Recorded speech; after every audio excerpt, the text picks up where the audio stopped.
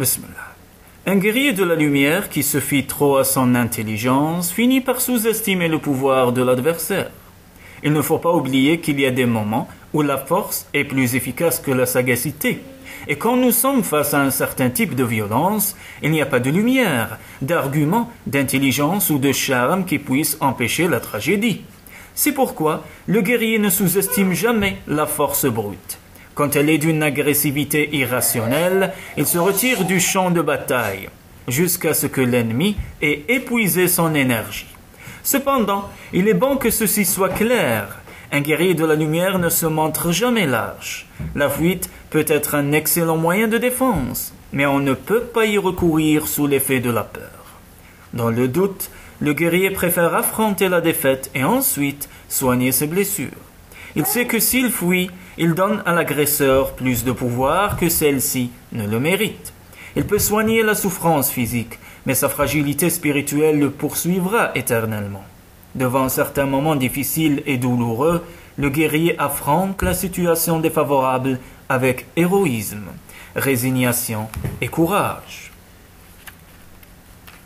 Pour atteindre l'état d'esprit nécessaire, puisqu'il aborde une lutte à son désavantage et risque de beaucoup souffrir. Le guerrier doit comprendre exactement ce qui pourra lui faire du mal. Okakura Kakuzu commente dans son livre sur le rituel japonais du thé: nous ne voyons pas la méchanceté chez les autres parce que nous connaissons la méchanceté à travers notre comportement. Nous ne pardonnons jamais à ceux qui nous portent préjudice parce que nous pensons que nous ne serions jamais pardonnés. Nous disons la vérité douloureuse à notre prochain car nous voulons nous la cacher à nous-mêmes. Nous montrons notre force pour que personne ne puisse voir notre fragilité. Ainsi, chaque fois que tu jugeras ton frère, aie conscience que c'est toi qui es au tribunal. Cette conscience permet parfois d'éviter une lutte qui n'apportera que des désavantages. Mais dans certains cas, il n'y a d'autre issue que le combat inégal. Nous savons que nous allons perdre, mais l'ennemi, la violence, ne nous a laissé aucun choix, sauf la lâcheté, et cela ne nous intéresse pas.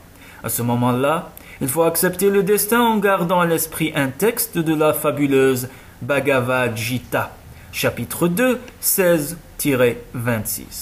L'homme ne naît pas, il ne meurt pas jamais. Il s'efforce d'exister, il ne cessera jamais de le faire, car il est éternel et permanent. De même qu'un homme se débarrasse des vêtements usés et se met à porter des vêtements neufs, l'âme se débarrasse du vieux corps et assume le corps neuf. Mais elle est indestructible. Les épées ne peuvent la couper, le feu ne la brûle pas, l'eau ne la mouille pas, le vent ne la sèche jamais. Elle est au-delà de la puissance de tous ces éléments.